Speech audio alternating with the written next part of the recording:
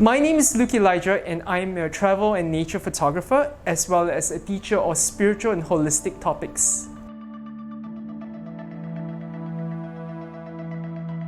Contrary to popular belief, Singapore actually has lots of pockets of natural beauty, and these are places that people often overlook and neglect, including myself. Nature absolutely inspires me. I feel like I get messages, I get downloads, I get artistic boosts, especially when I'm having any kind of creative block. I get out and connect to nature immediately. My favorite part in Singapore would have to be Labrador Park because it allows me to see Sentosa from across, and I get to see the sea, I hear the waves. Sometimes I'll rollerblade or cycle or just take a stroll, and I'll watch the roosters. Sometimes you find otters there, you get monkeys at times, lots of lizards, you get mud skippers.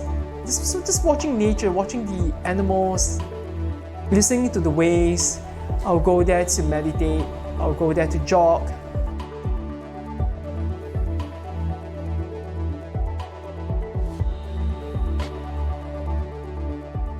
I grew up like any Singaporean, preferring indoors.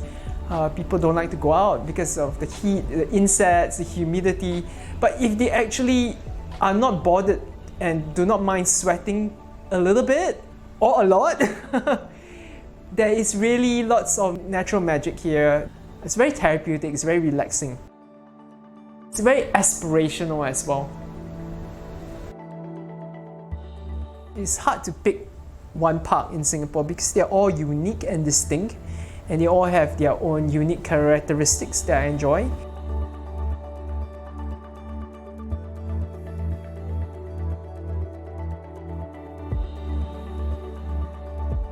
It's such a great way to feel alive and commune and connect to nature.